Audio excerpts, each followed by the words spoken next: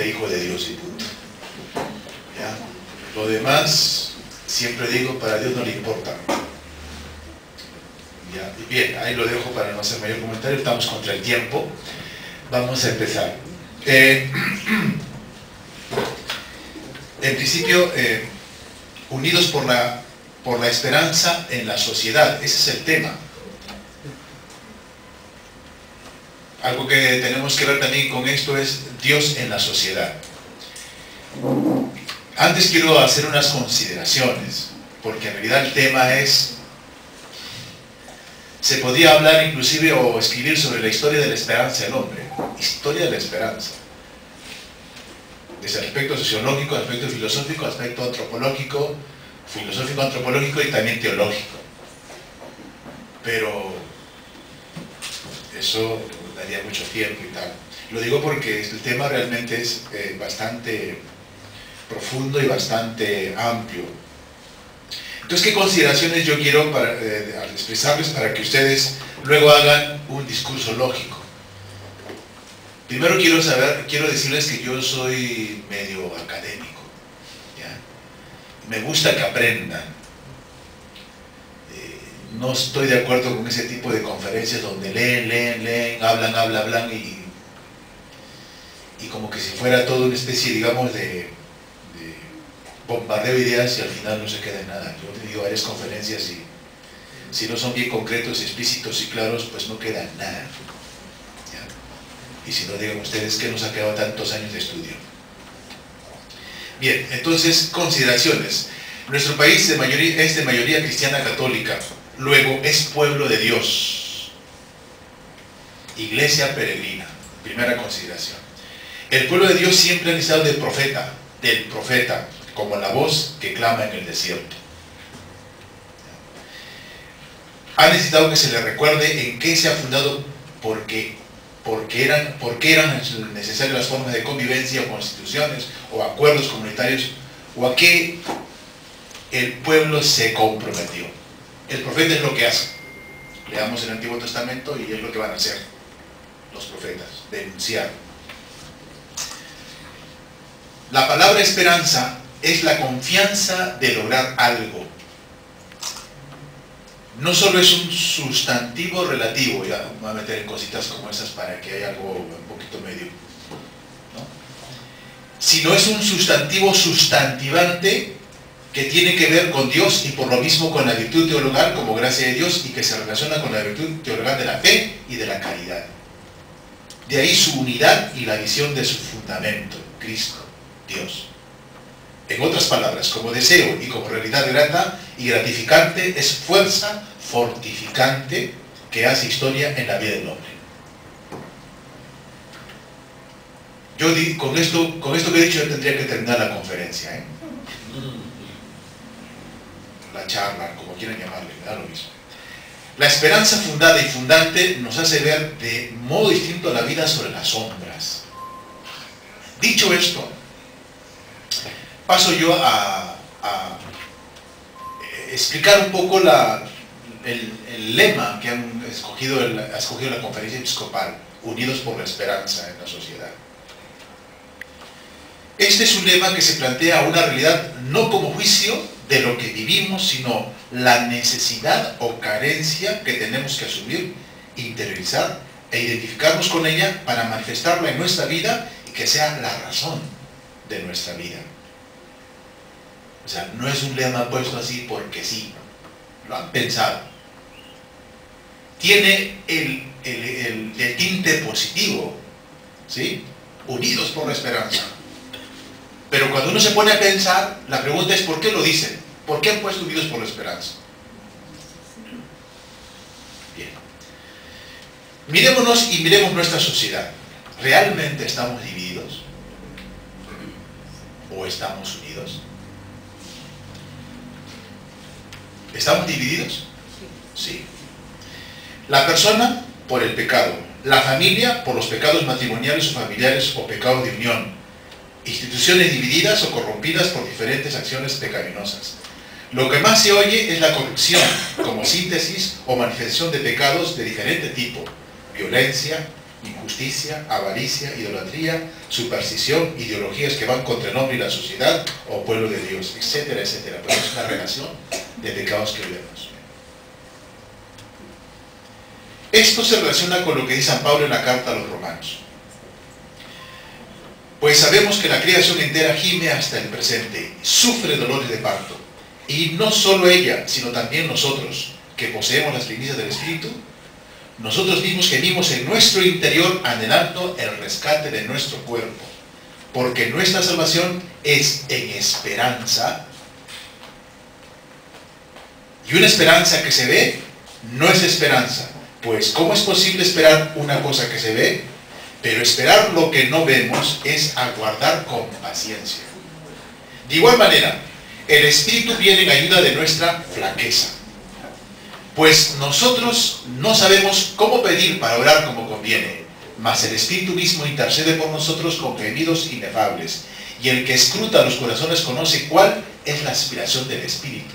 Aspiración, esperanza. Y que su intercesión a favor de los santos es según Dios. Por lo demás, sabemos que en todas las cosas interviene Dios para bien de los que le aman, de aquellos que han sido llamados según su designio. Capítulo 8 de la carta a los Romanos, por si acaso, versículo 22 al 28. ¿Todo está perdido? No. No todo está perdido. Hay esperanza de una vida mejor en sus diferentes formas y circunstancias. ¿Sí?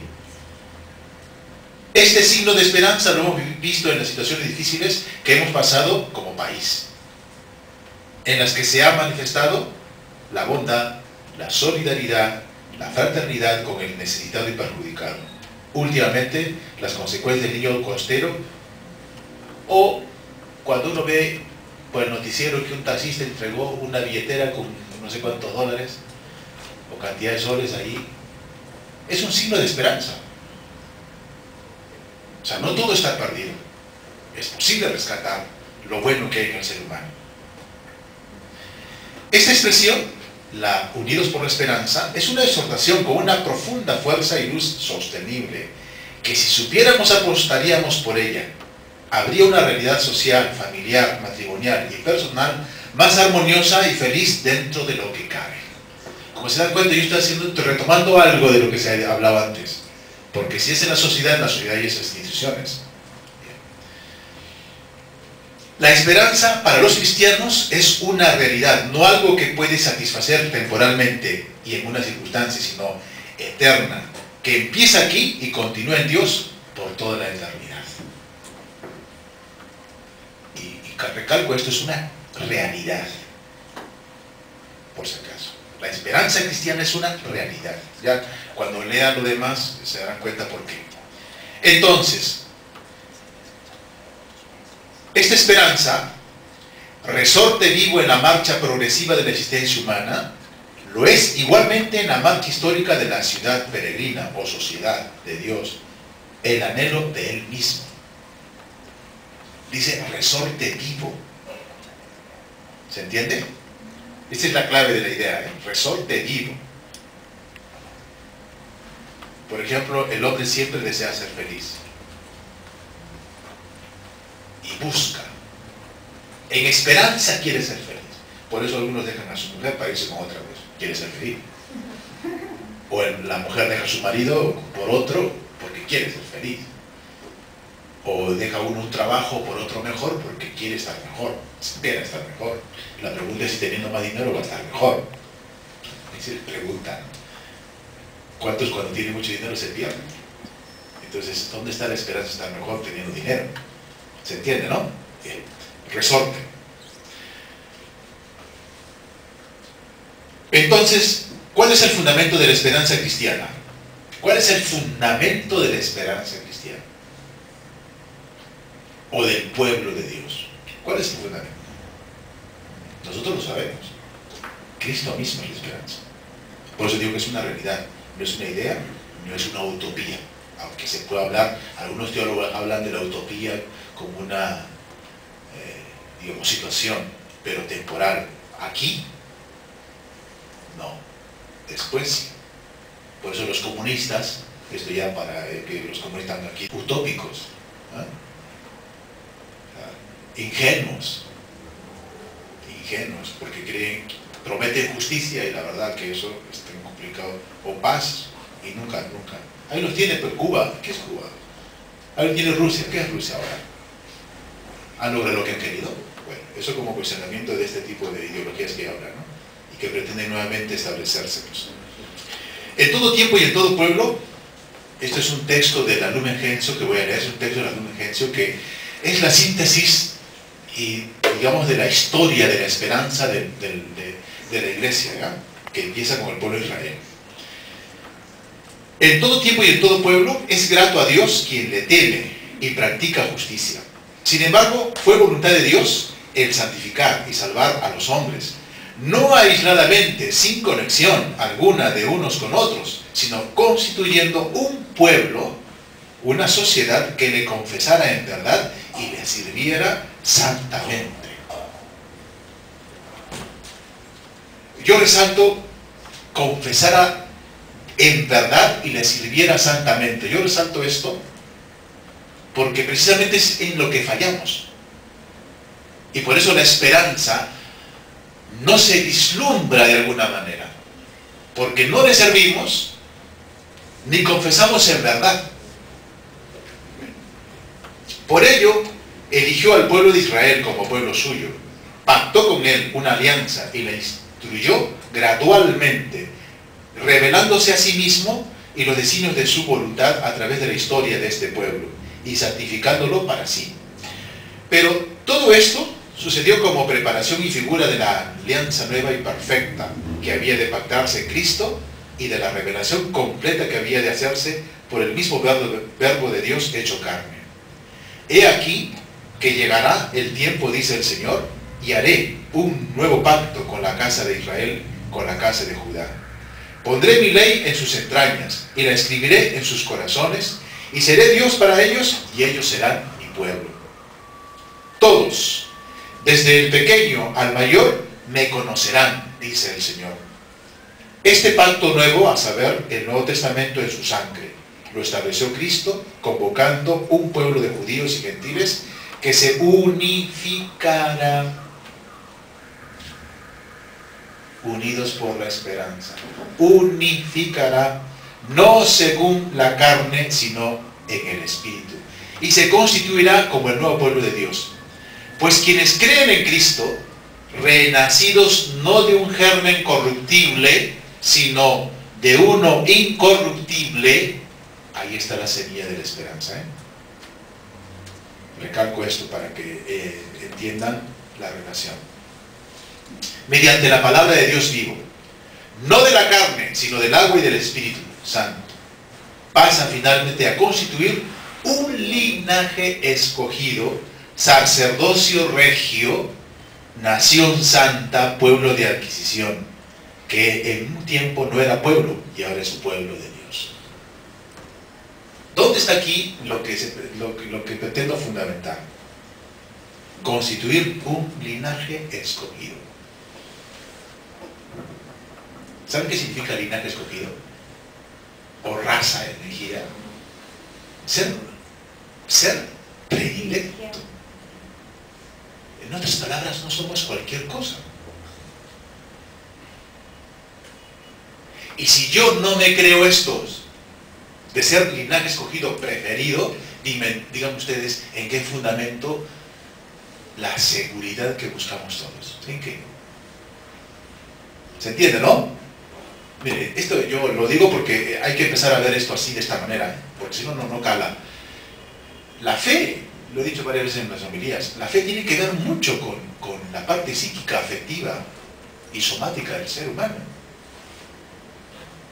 Y cuando yo me creo que soy raza elegida, preferido de Dios, digan ustedes, ¿dónde queda la autoestima?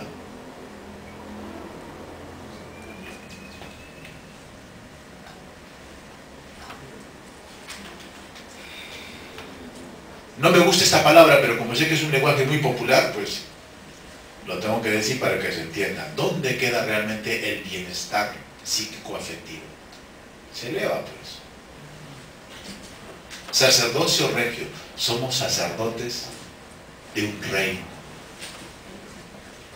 ¿Ah? Nación santa. Bien, ahí lo dejo para que... Este pueblo mesiánico tiene por cabeza a Cristo, que fue entregado por nuestros pecados y resucitó para nuestra salvación. Y teniendo ahora un nombre que está sobre todo nombre, reina gloriosamente en los cielos. La condición de este pueblo es la dignidad y la libertad de los hijos de Dios, en cuyos corazones habita el Espíritu Santo como en un templo. Repito esto porque es importante. La condición de este pueblo es la dignidad y la libertad de los hijos de Dios. Condición. O sea, si no hay esto, no hay lo otro. Tiene por ley el nuevo mandato de amar como el mismo Cristo nos amó a nosotros. Ahí está nuestra esperanza real. Y tiene en último lugar como fin el dilatar más y más el reino de Dios, incoado por el mismo Dios en la tierra, hasta que al final de los tiempos Él mismo también lo consume cuando se manifieste Cristo, vida nuestra. Y la misma criatura sea liberada o libertad de la servidumbre de la corrupción para participar en la libertad de los hijos de Dios. Este pueblo mesiánico, por consiguiente, aunque no incluye a todos los hombres, actualmente y con frecuencia parezca una grey pequeña, es, sin embargo, para todo el género humano un germen segurísimo de unidad, de esperanza y de salvación. Cristo, que lo instituyó para hacer comunión de vida, de caridad y de verdad, se sirve también de él como de instrumento de la redención universal y lo envía a todo el universo como luz del mundo y sal de la tierra. Así como al pueblo de Israel, según la carne, peregrinando por el desierto, se designa ya como iglesia, así el nuevo Israel, que caminando en el tiempo presente busca la ciudad futura y perenne, también es designado como iglesia de Cristo, porque fue Él quien la adquirió con su sangre, la llenó de su espíritu y la dotó de los medios apropiados de unión visible y social. Dios formó una congregación de quienes creyendo ven en Jesús al autor de la salvación y el principio de la unidad y de la paz. Principio de la unidad y de la paz. Y la constituyó iglesia a fin de que fuera para todos y cada uno el sacramento visible de esta unidad, salvadora o salutífera. Es una palabra rara aquí, pero bueno, es lo mismo. Debiendo difundirse en todo el mundo, entra por consiguiente en la historia de la humanidad, si bien trasciende los tiempos y las fronteras de los pueblos. Caminando pues la iglesia en medio de tentaciones y tribulaciones, se ve confortada con el poder de la gracia de Dios que le ha sido prometida para que no desfallezca de la fidelidad perfecta por la debilidad de la carne, antes, al contrario, persevere como esposa digna de su Señor. Esposa digna. Ahí está el fundamento del matrimonio, por si acaso. Y bajo la acción del Espíritu Santo no cese de renovarse hasta que por la cruz llegue aquella luz que no conoce ocaso. Ese es el fundamento. Imagínense que nosotros nos lo creyéramos de verdad. Habría esperanza real. Yo hasta ahorita, yo lo he dicho varias veces, soy un escéptico de un pueblo mejor, un país mejor en nuestro país, si no se fundamenta como debe ser. Soy un escéptico.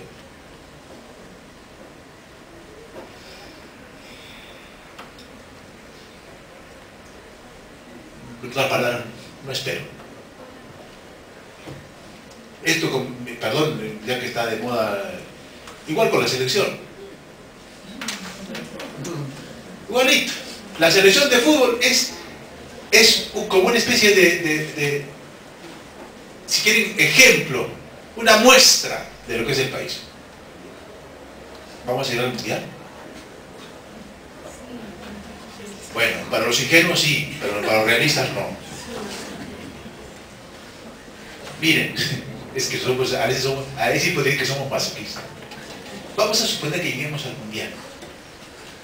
Vamos a tener la satisfacción de decir vamos a campeonar, vamos a llevar la Copa del Mundo, para que sea una satisfacción de esas de No, que vamos a estar así. Ahora, eso es para los que quieren sufrir. Yo no quiero eso. Por eso cuando miro el fútbol miro con cierta indiferencia. A ver qué hace. Bien. A los realistas le dicen pesimistas, pues lo siento mucho, no soy pesimista, soy realista, punto. Los que quieren soñar, que sueñen despiertos, pero hay que poner los pies en la tierra. Bien. Para darle otro tinte a esto, ya que ya he dado fundamentación de Unidos por la Esperanza, por qué esto es importante, etcétera, ¿dónde está la realidad? Porque somos realidad, en realidad somos esperanza. Si fuéramos auténticos cristianos, realmente somos la real esperanza. Pero no, pues, el problema ya saben dónde está. Lo vamos a ver después. He tomado, lo digo porque, para que no se crean que todo esto no sale de mi cabeza, hay cosas que salen de mi cabeza, otras no, por si acaso, no todo es copiado. He tomado este texto de un padre que se llama José Luis Martín Descalzo, que tiene un libro que se llama Razones para la Esperanza.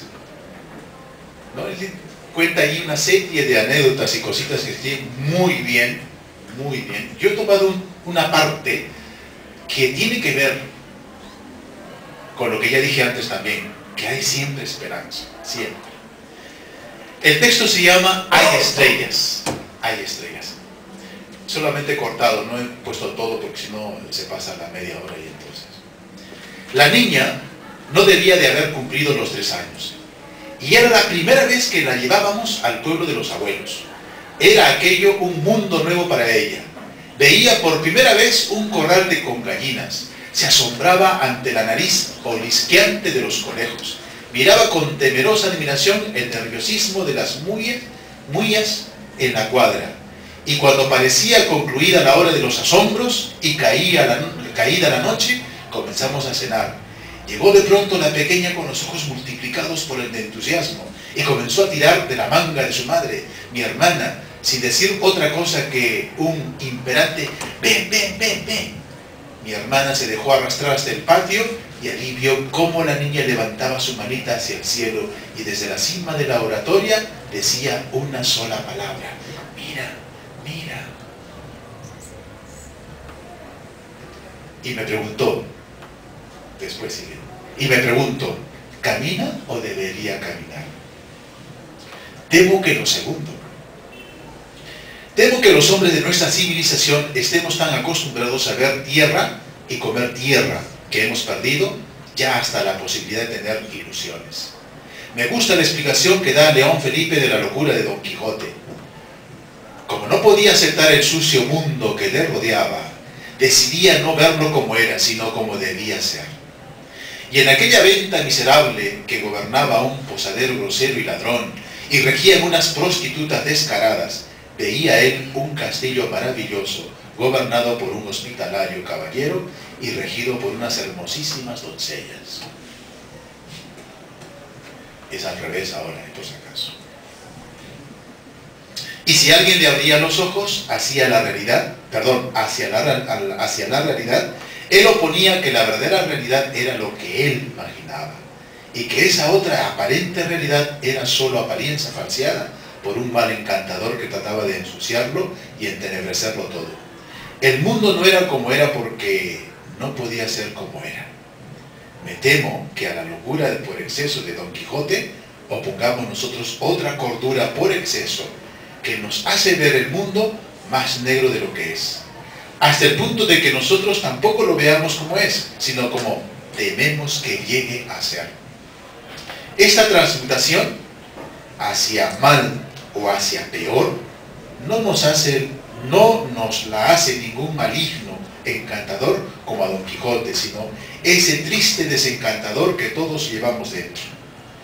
No vemos con los ojos, sino a través de los ojos, decía Ortega, y con razón.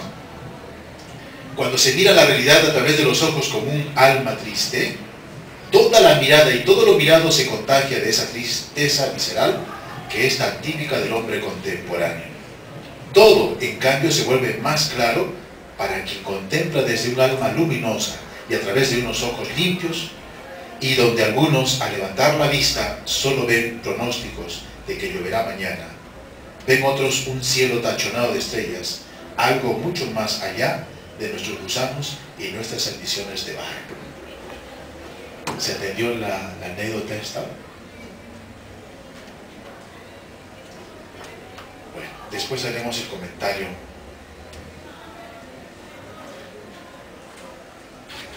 Después lo haremos, porque esto tiene una profunda reflexión de la realidad antropológica del ser humano. San Agustín no faltaba. Yo como agustino no podía dejar a San Agustín de lado. San Agustín, en su libro de Civitate Dei, la ciudad de Dios, que postula la contraposición o dicotomía de dos tipos de hombres o sociedades, la ciudad de Dios y la ciudad del hombre, dice: dos amores fundaron dos ciudades, el amor propio hasta el menosprecio de Dios fundó la ciudad terrena, y el amor a Dios hasta llegar al desprecio de sí mismo fundó la ciudad de Dios. Repito, porque esa es una frase muy conocida. Si alguno lo escucha por primera vez, pregúntese entonces. ¿Ya? Dos amores fundaron dos ciudades. El amor propio hasta el menosprecio de Dios fundó la ciudad terrena. Y el amor a Dios hasta llegar al desprecio de sí mismo fundó la ciudad de Dios. Esto tiene una riqueza que podemos hacer. Un libro. O sea, Agustín tiene unas frases que son para libros. Bien. Dios es uno y el hombre solo se realiza en unidad con Él. La unidad se relaciona con la armonía, la justicia, la paz. El amor solo es posible desde la purificación, redención, cristificación del amor humano para vencer el pecado y empezar a fundamentar nuestra vida, nuestra esperanza sostenible en el tiempo y planificada, perfecta en la ciudad de Dios, en la Nueva Jerusalén. Tiene que ser trabajada personalmente, matrimonialmente, familiarmente, para ir dando a luz la civilización del amor, como hablaba el Papa San Juan Pablo II y el Beato Pablo VI. Cristo ha vencido el pecado y la muerte. Esto quiere decir que todo lo que es muerte y es pecado. Todo lo que es muerte y es pecado. O sea, alguna idea que está repitiendo lo mismo. No. Ahora van a entender por qué lo recalco. Esto implica, contiene lo que ha hecho el hombre sin Cristo, en cuanto a su pensamiento, actitudes, hábitos, escritos, etcétera, etcétera, etcétera, etcétera. Desde Cristo se hace solo bien. Desde el hombre, sin estar unido a Cristo, solo mal. Sin mí no pueden hacer. Así dijo el Señor. Juan capítulo 15, versículo 5. Desde esa dramática realidad tiene sentido toda la vida y doctrina de Cristo. Y conscientes que esta lucha sigue hasta el fin del mundo, urge estar siempre en vela, urge el trabajo evangelizador, apremia el anuncio y la interiorización de la luz, la esperanza, la fe y el amor de nuestro Señor Jesucristo. Por eso hay esperanza, porque siempre triunfa al final, ¿qué? El amor. Dios, la Santísima Trinidad. San Juan Pablo II dijo el 13 de febrero de 1994, una pregunta interpela profundamente nuestra responsabilidad. ¿Qué civilización se impondrá en el futuro del planeta? ¿Qué civilización? ¿Qué tipo de pueblo diríamos? ¿Qué tipo de sociedad?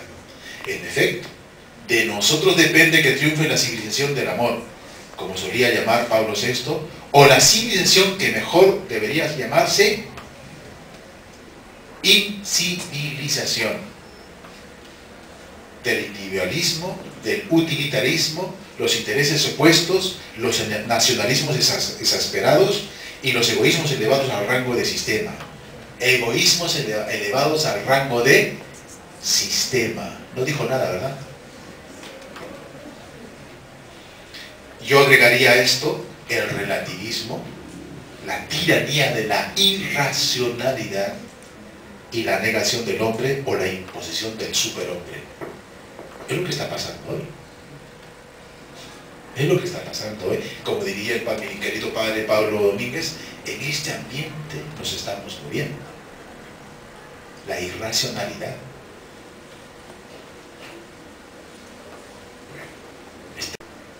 La Iglesia siente la necesidad de invitar a cuantos se interesan de verdad por el destino del hombre y de la civilización a unir sus recursos y sus esfuerzos para construir la civilización del amor. Y esta esperanza no nos defrauda porque Dios ha derramado su amor en nuestro corazón por el Espíritu Santo que se nos ha dado. Romanos 5:5. Esta esperanza no defrauda. Cristo, Dios. Hay un solo cuerpo y un solo espíritu. Así también fueron llamados a una sola esperanza. Como conclusión, la esperanza de una sociedad mejor solo es posible de la unidad fundada en Cristo, que se tiene que trabajar personalmente. Y si es personalmente, va a influir en la relación marido y mujer. Y si esto trabaja bien, va también a mejorar la vida familiar. Bien. Yo lo dejo allí para que después, cuando ya termine aquí nuestro amigo, empecemos a responder seguramente las preguntas que habrá para el debate.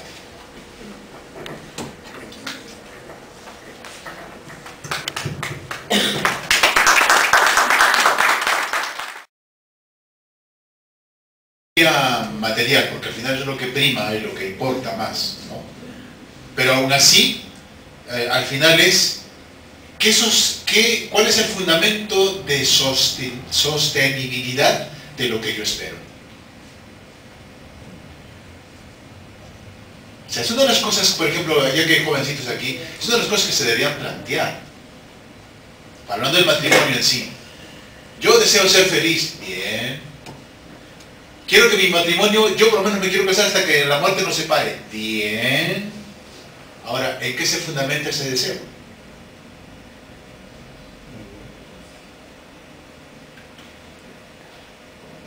¿Queremos llegar al mundial? Bien. ¿En qué se fundamenta el que queremos llegar solamente al mundial? ¿En qué se fundamenta? No, pero ¿en qué se fundamenta? Llegar al mundial, ¿en qué se debe fundamentar? No, jugadores éticamente formados, psicológicamente formados, bien alimentados, con una nueva forma de pensar y con eso significa sostenibilidad de vida, ética, consecuente. Pues yo soy un escéptico en ese aspecto, porque uno mira el panorama que hay.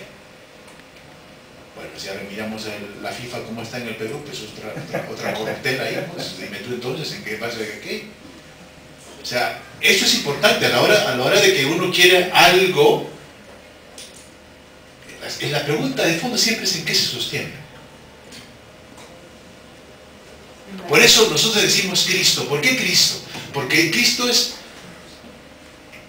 lo que al ser humano le puede dar, inclusive en el momento difícil, en el momento del sufrimiento, en el momento de la frustración, le da la fortaleza.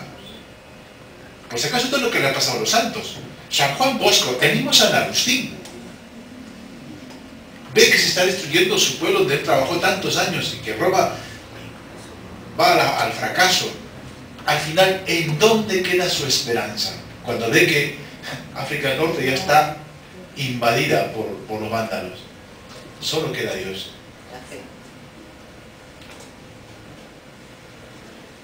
Por eso su esperanza en Él dice, bueno, esto se podrá acabar, pero luego prevalece la ciudad de Dios. Por lo tanto, vale la pena dar la vida por esta esperanza que no acaba. Pero hay una cosa, la esperanza se va construyendo aquí. Y Él la fue construyendo con sus prédicas, con su forma de vida, con el compartir con los pobres, etcétera, etcétera. La fue construyendo. Pero como esto aquí no se va a realizar en plenitud, entonces por eso queda siempre la continuidad después. Y es importante que... ¿Cuál es el fundamento? ¿Sobre qué está construida tu familia? ¿Sobre roca? ¿Sobre arena? ¿Sobre qué tenemos que construir?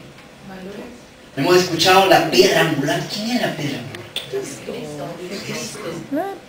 Y la esperanza a nuestra salvación. Y cuando hablamos de salvación no podemos hablar uno solo. Nos salvamos. Tenemos que ver por el otro. El matrimonio, él ve por ella por él. Y yo oro y vivo para que se salve. Y ella hará lo propio. Es importante la familia. La familia doméstica, que debe convertirse en iglesia. Nuestra familia parroquial. ¿Cómo vamos a vivir? ¿Somos luz? ¿Atraemos como la luz a las luciérnagas? ¿O se va? ¿Saludamos cuando ingresamos, aunque no conozcamos? Acoger ganado. Además de la familia doméstica, la iglesia doméstica, nuestra parroquia, nuestro decanato, nuestra diócesis. ¿Cómo estamos? ¿En qué nos comprometemos para la esperanza a nuestra salvación? Yo quiero apuntar además a este aspecto que no siempre se ve ni se cae en la cuenta.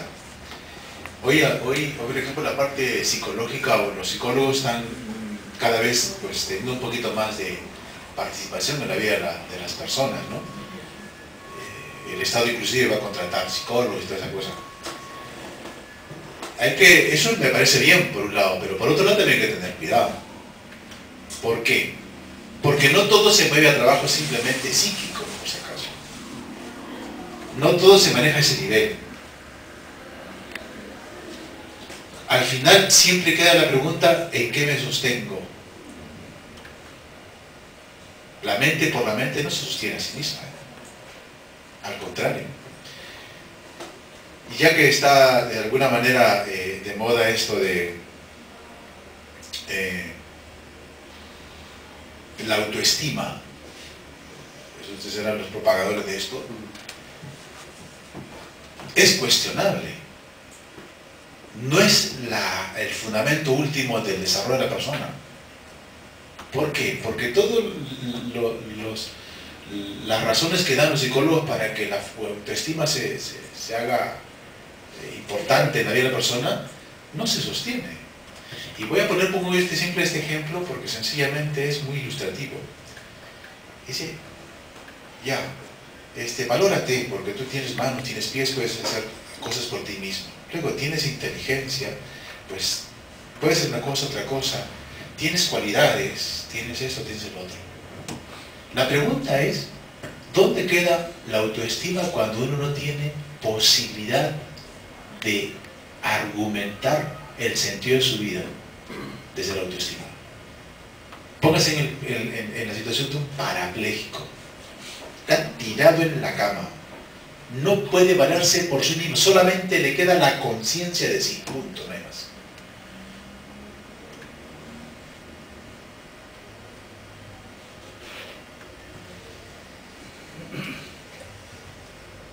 ¿Dónde queda? No hay. Si a esta persona nunca le han enseñado a amar a Dios y a darle sentido a su vida desde Dios, desde Cristo, esa persona se queda en una frustración.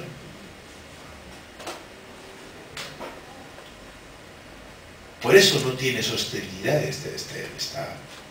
Vale para un momento, pero no hay que darle el valor absoluto porque no lo tiene. En cambio, Dios sí. Cuando una persona profundiza en el amor a sí mismo y en el amor a Dios, es allí donde se sostiene la autoestima. Perdón, el amor a sí mismo, la autoestima ya queda de lado. El amor a sí mismo. Y entonces puede decir, consagro mi vida a Dios, doy mi vida a Dios, todo le ofrezco. ¿Por qué? Porque Él es el que cuenta. Entonces, digo esto porque ahí es donde lo que acabo de decir, ¿dónde está el fundamento y la razón de tu vida? Eso vale para uno y para el amor, no se han ido los jóvenes. Para el amor lo mismo. ¿Qué queda cuando una persona ha sido decepcionada de otra? ¿Qué queda? Les hay que decir a los jóvenes, ¿tú qué vas a hacer el día que tu mujer lo pongo este ejemplo porque esto es una realidad hoy, te saque la vuelta. Y además lo hace 20 veces en tus propias narices. ¿Tú qué vas a hacer? Pongo esos ejemplos muy extremos porque ahí es donde uno tiene que pensar. Claro, si yo solamente pienso que mi vida es él, mis hijos y tal y cual, y todo gira en torno a ese tipo de relación, entonces, claro, ya no tiene sentido cuando llega esta situación de infidelidad o de traición. Es lo que uno ve, yo lo que he palpado cuando me toca estos casos. Por eso la necesidad primera y última de una relación estrecha con Cristo, con Dios. Necesidad inevitable, urgente, educar en este tipo de relación. Porque al final, actúes como actúes, yo podré ser feliz porque no dependo de ti, dependo de mí mismo en relación a Dios. Ese es el argumento último. Por eso mal hace una persona que se casa con alguien diciendo, ay, contigo voy a ser feliz. Bueno, y si no quiere ser feliz él, ni quiere hacerte feliz a ti, entonces... ¿Se entiende, no? Entonces, ¿dónde está la esperanza de tu felicidad? En Dios, en Cristo, no hay más. O sea, dirá alguno, padre, entonces yo puedo hacer lo que me da la gana. No, cuidado, no se entienda mal. Porque esto vale personalmente para todos. Por lo tanto, cuando una persona se casa, lo que tiene que hacer es convencerse que de ella parte la imperiosa necesidad de empezar a ser feliz. No por ella ni por él, por mí mismo. Y no es individualismo ni es egoísmo. Esto significa la experiencia de Cristo. Cuando Cristo habla del amor, primero habla de como el Padre me ha amado. Y así les he amado yo. Esa es no dice, como ustedes me aman, yo soy feliz. No, y les devuelvo su amor. No, como el Padre me ha amado, así les he amado yo. La razón de mi donación es el Padre. La razón de mi entrega y de la muerte en cruz es para el Padre. Y esto es así. Y así tenemos que empezar nosotros y en relación a todo lo que aquí el hermano ha dicho, pues las leyes lo mismo. Las leyes lo mismo. Si nosotros perdemos la órbita del ser de la persona, entonces vale cualquier cosa. Se impone cualquier cosa a la persona. Es lo que está pasando hoy. Cuando la persona no cuenta, yo legalizo lo que me da la gana. Entonces, ¿qué prima? El dinero. Tú no cuentas. Y pues decía, es el superhombre. Es la tiranía del superhombre. Como yo tengo el dinero, yo tengo el poder, yo manejo las cosas. Entonces, yo soy al final quien decido qué van a hacer ustedes. Esa es la ideología de género. ¿Qué hay detrás de toda la ideología de género? ¿Filosofía? No es filosofía. ¿Ideología? No, tampoco. Con el respeto de las buenas ideologías que puede haber desde lo que se llama la filosofía, la construcción filosófica del ser humano desde la filosofía, o la construcción del hombre desde la filosofía, ¿no? La construcción. Es la irracionalidad, es la locura que le lleva al hombre que solamente quiere dinero, nada más. Y detrás de todo esto que hay pro abortos y ideología de género, es puro dinero, puro dinero. Y es lo que está manejando el mundo ahora. No es cómo el hombre necesita limpiarse. Mejor, lo pongo más. La niña, por ejemplo, porque tiene diríamos, la limpieza del alma y la limpieza de la mente, se asombra. Vamos a decirlo así, se asombra. Por eso cuando ve las estrellas, se admira, cosa que nosotros cuando estamos algo así como embarrados de tantas preocupaciones, insensibles. perdemos el asombro. Si no, la prueba de ustedes, puede poner, perdón, yo siempre pongo esto porque es muy ilustrativo. ¿Por qué ustedes se dejan de asombrarse como marido y mujer? Cuando la primera vez que se vieron, qué guapa, qué bella, qué churra, qué lindo, qué... Pasa el tiempo, ¿estás gorda? Qué horrible, qué floja. ¿Se entiende lo que quiero decir? Entonces, cuando por ejemplo, aquí habla del Quijote, que se negaba a ver la realidad porque soñaba con otra realidad. Esto es de una manera ambigua. Hoy vemos esto.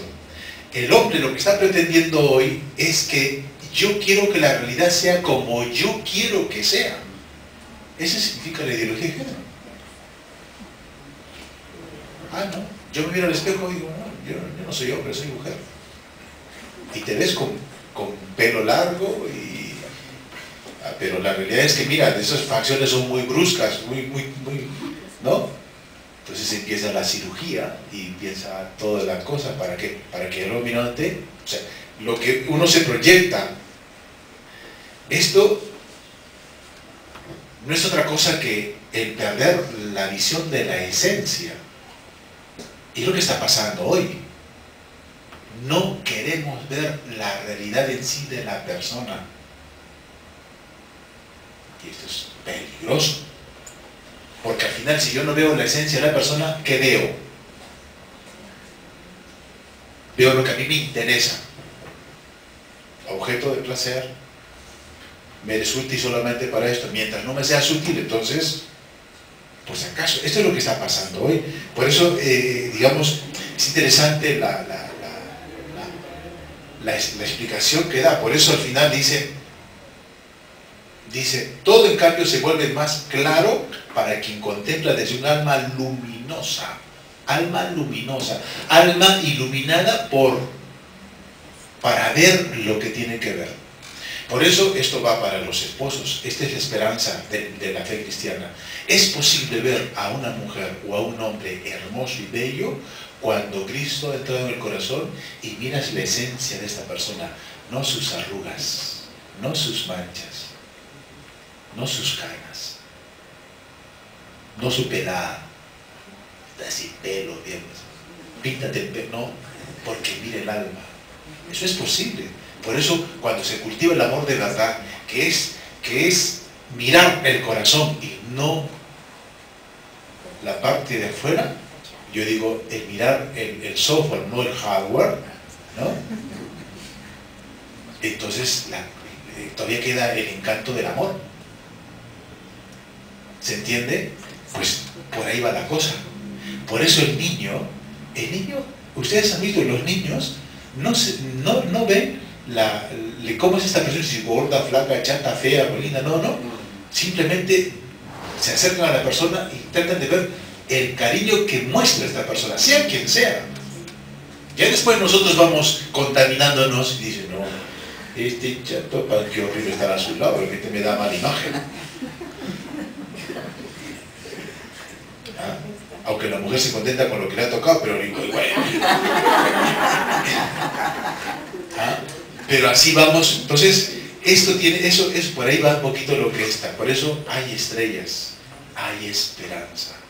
¿Por qué? Porque podemos ver todavía desde Cristo, nos da esa capacidad de poder ver la bondad de la persona, la belleza de la realidad.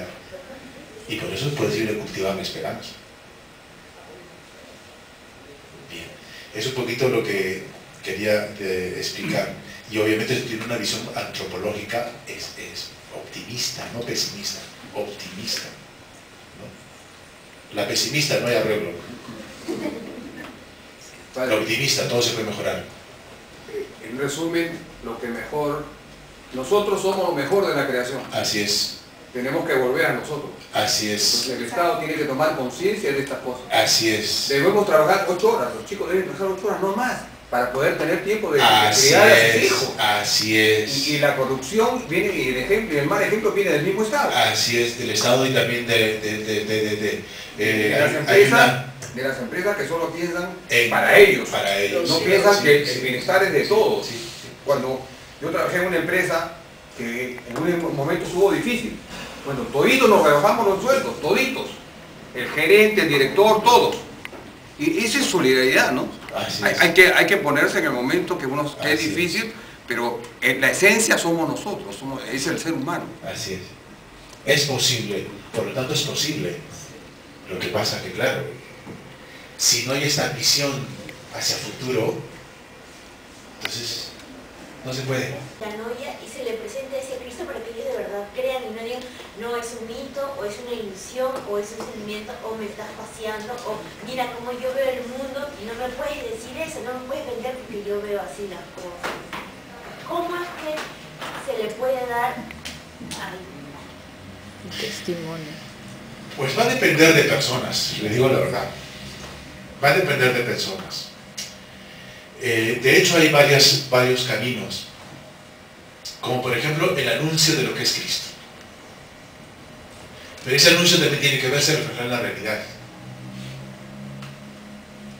Hay personas que te va a bastar que tú les anuncies a Cristo porque les llega la luz de la verdad a través de lo que se les dice, y entonces van viendo su vida distinta, de una manera distinta. A otras personas les va a hacer falta lo que hablaba aquí antes el hermano como una propuesta, desarrollar el sentido crítico. Entonces, cuando la persona le cuesta un poquito aceptar a Cristo en lo que es, como un niño que le dice, Dios te ama, dice, sí, Dios me ama, entonces a esta persona necesita razones. Entonces a esta persona se le puede empezar a hacer aterrizar. ¿Qué significa esto? A cuestionar. ¿Tú vas a vivir para siempre? Porque generalmente estas personas no piensan en la muerte, piensan que van a vivir siempre. 2. Oye, si te murieras hoy. No, yo no creo en nada, pero plantea la posibilidad que también existe. ¿Qué te gustaría? O sea, hay que hacerles pensar. Les cuento esto porque este es el punto de conversión o el inicio de conversión del famoso actor de cine, de televisión, de Eduardo Verástegui, que está en YouTube también, como está en el YouTube Amparo Medina, está en el YouTube, pongan Amparo Medina, que sea todo el testimonio de ella, yo lo he escuchado también. Y él cuenta que él empieza a darse cuenta de que realmente era un incoherente y empieza a acercarse a Dios porque una señora le cuestiona. Dice, oye, ¿cómo quisiera que fuera el padre de tus hijos? ¿Cómo te gustaría que fuera el esposo de tus hijas? Que sea bueno, amable, cortés, generoso, sacrificado. Y la pregunta, ¿eso eres tú? ¿Cómo tú puedes esperar y desear que eso fuera para tus hijas cuando tú no eres eso para las mujeres? Así se empezó a dar cuenta que el camino por el que él estaba yendo no era el bueno, no era el correcto. Y él empezó a ahondar, hasta que se convenció que realmente no hay otra forma de vivir de una manera feliz, sino con Dios. Y ese ahora es el que va hablando por donde va sobre la castidad, la importancia de la castidad como... ¿Ya? Entonces, esa es otra. El ver, cuestionar, porque hay personas que no les gusta que les catequicen. Muy bien, pues si no te gusta que te catequicen, entonces vamos a pensar contigo. Y viene el cuestionamiento. ¿Para qué? Para que vaya a aterrizar. Esa es otra. Por lo menos esas dos. Obviamente el otro es el ejemplo de nuestra vida, ¿no? El ejemplo de nuestra vida, los papás, ¿qué ejemplo dan a sus hijos? Eso también le puede ayudar. Y finalmente lo que hizo Santa Mónica con San Agustín, pues rezar y rezar, hasta que les toca de gracia. ¿Alguna otra pregunta? ¿Qué horas son? Porque yo soy un enemigo del tiempo. A propósito de metanoia, la palabra que has pronunciado, y hablando respecto a Verástegui, él ha sido actor y en un momento quería salir de Hollywood su director espiritual decía, no, ahí está la jungla, ahí ven, porque tuvo un cuestionamiento, pensó que había sido llamado a la vocación sacerdocio en un momento, después ya lo había dilucidado bien. Él creó su propia cinematográfica, su propia empresa cinematográfica, y le puso por nombre Metanoide. De ahí es que ha producido varias películas, ¿no? En la última, El pequeño niño, ¿no? Little Boy creo que es, que se llama en inglés. Y anterior a ese, hablaba justo contra el aborto. El nombre de una dama es la protagonista principal de la primera película. Vida, sí. Esta. Vida se llama la primera película, creo que le grabó, de una mujer que concibe, luego quiere abortar, y entonces hay todo el proceso para salvar al niño, ¿no? Bien, ¿alguna otra pregunta? Si no... Padre, quería hacer una intervención breve. Estaba preocupado y me sigo preocupando por el gran poder económico que tienen aquellos que quieren pensar por nosotros, quieren desnaturalizar a la familia. Nos estamos refiriendo concretamente a personas específicas que son las que a nivel mundial están solventando económicamente este cambio de orden. Entonces, nos estamos quedando muchas veces en el ser. Hay que cultivarlo, ¿no? Por ahí estamos, los temas están bonitos. Pero tenemos que alinear y tenemos que también caer en el campo operativo, con pocos recursos. Por ejemplo, tenemos la oportunidad de tener en esta oportunidad, y vamos a seguir comprometiéndonos, un medio. Si nosotros tuviéramos una actitud misionera, lo podemos compartir en nuestro Facebook, en vivo. Y podemos aprovechar el esfuerzo que está haciendo la comunidad y la pastoral familiar de tener una cobertura, por ejemplo, con un medio, ¿no? Entonces, el poder de los otros es un poder portátil, también es un poder político, ¿no? Entonces, ellos se mueven con personas, tienen networkers, tienen personas que están en las redes. Si nos podemos organizar desde también las comunidades de las parroquias, con temas muy concretos, muy operativos, nadie va a descuidar la catequesis ni el fundamento, eso está claro, ¿no? Y Cristo, los sacramentos, estamos muy bien. Ese es el demonio que nos está pasando alguna situación. Pero tenemos que, no es la persona, sino el acto. Pero tenemos que llegar al campo operativo, porque si nos vamos a quedar en la filosofía de la mosquita, hay otros que ya tienen un poder mediático, esto es guerra, combate, y los jóvenes no están. Entonces, yo me quedo sorprendido que los otros ponentes habrán venido con su portátil, pues porque se llenó. En cambio, aquí no han venido muchos más. Entonces esperemos no, estoy solamente haciendo una caricatura un poco para animar al compromiso de poder traer más personas. Porque esta Semana de la Familia es una semana muy importante, fundada incluso con una ley que ha hecho referencia del gran presidente pues, Belaúnde Terry, ¿no? El Día de la Familia Peruana. Y por parte del gobierno y estructuras del Estado, con ciertas ideologías y partidos políticos han naturalizado esto.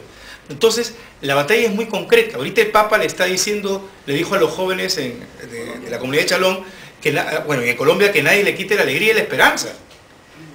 Y miren, algo que usted hablaba de la autoestima, con el tema de los jóvenes, le decía a una comunidad en el Vaticano, Chalón, que es una comunidad de jóvenes, le decía, dejen de mirarse al espejo y también miren a los demás. La cultura del encuentro, ¿no? Salir. Y esa es una actitud misionera. Y esa labor es importante de nosotros los seglares. Una pastoral orgánica, una pastoral organizada, con instituciones como las que han tenido muy bien poner en esta Semana de la Familia, que me quedo muy sorprendido y quiero felicitar a los organizadores. Esto tiene que salir más allá. Tenemos que llegar a los edificios, ¿no? Tenemos que salir. Porque si no salimos, nos vamos a quedar con 25.000 semanas de las familias y la parroquia puede ser una parroquia abuela. No, es una parroquia de jóvenes. Entonces, hay que también entrar con espacios concretos para ellos y hacer revolución. Un día pues yo estoy haciendo caricatura, ¿no? Sino que mi fin es motivar. Entonces un día venimos en patín y los jóvenes se van a quedar sorprendidos. ¿Qué pasó acá? La parroquia se está rejuveneciendo. Entonces, estoy muy preocupado por el tema económico que tienen estos señores, que a nosotros, por ejemplo, nos han mandado virus, porque somos un medio, pro vida, pro familia, pro líder, Alicia es testigo, y nos boicotean porque tienen poder económico, nos cortan la señal de internet. Entonces, ¿qué tenemos que hacer? Unirnos en la esperanza, pero desde la operatividad. sin descuidar el ser, movido por el ser, con cosas muy concretas. Entonces hablaba del decanato, y es muy importante la pastoral orgánica, los párrocos, cómo se están uniendo frente a esto para poder hacer lío, porque si no, lamentablemente el otro poder económico es muy grande y nos está aplastando.